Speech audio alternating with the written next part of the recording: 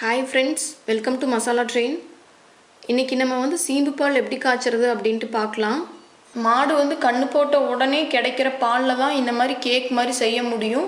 அதுக்கு அப்புறம் வந்து செகண்ட் டே தேர்ட் டே கிடைக்கிற பால்ல எல்லாம் வந்து இந்த மாதிரி கேக் மாதிரி செய்ய முடியாது. சீம்புல வந்து 13 மடங்கு புரோட்டீன் அதிகமா இருக்கு. நம்ம வந்து நார்மலா யூஸ் பண்ற பாலை விட இம்யூன் பவர் டெவலப் ஆகும் சீம்பு சாப்பிடும்போது.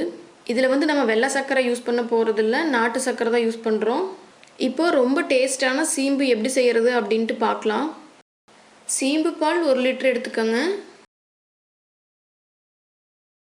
கரும்பு சர்க்கரை வந்து ஒரு 1.5 கப் எடுத்துக்கலாம்.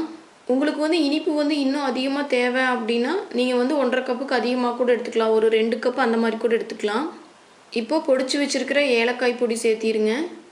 இதை எல்லாத்தையும் நல்லா கலக்கிடலாம். நாட்டு சர்க்கரை சேர்த்துனதுக்கப்புறம் நீங்கள் வந்து ஒரு டைம் பாலை கூட வடிச்சிடலாம். ஏதாவது வந்து தூசி மண் இருக்கும் அப்படின்னு நீங்கள் நினச்சிங்கன்னா, வடிக்கிற மாதிரி இருந்துச்சுன்னா ஏலக்காய் சேர்த்துறதுக்கு முன்னாடி வடிச்சிருங்க.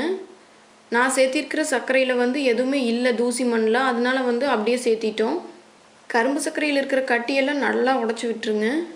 இதை வந்து நம்ம குக்கரில் வைக்க போகிறதில்ல, ஆவிலேயே வேக விட்டுடலாம். இட்லி பாத்திரத்தில் வச்சு இது நல்லா கலந்ததுக்கப்புறம் காய்ச்சி வச்சுருக்கிற ரெகுலரான பால் வந்து ஒரு 1/2 கப் எடுத்துக்கோங்க.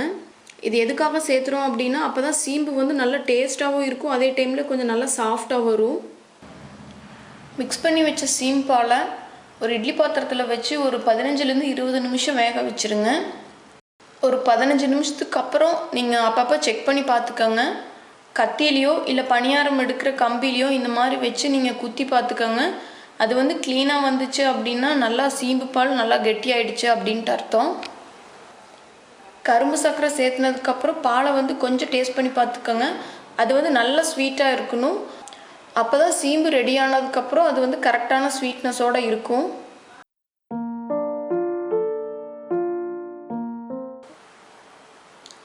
சீம்பால் பார்த்தீங்கன்னா இப்போ ரெடி ஆகிடுச்சு. இது வந்து ஆறுனதுக்கப்புறம் ஒரு கத்தி வச்சு இந்த மாதிரி நீங்கள் கட் பண்ணிக்கோங்க. நீங்கள் சீம்பால் காய்ச்சும் போது தண்ணி சேர்க்காதீங்க.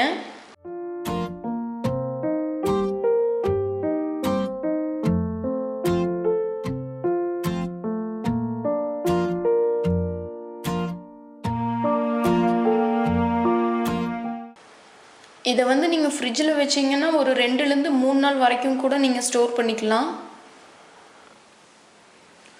இதை கண்டிப்பாக நீங்களும் ட்ரை பண்ணி பாருங்கள். ட்ரை பண்ணிவிட்டு எனக்கு கமெண்ட் பண்ணுங்கள். இந்த சேனல் சப்ஸ்கிரைப் பண்ணாமல் இருந்தீங்கன்னா கண்டிப்பாக சப்ஸ்கிரைப் பண்ணுங்கள்.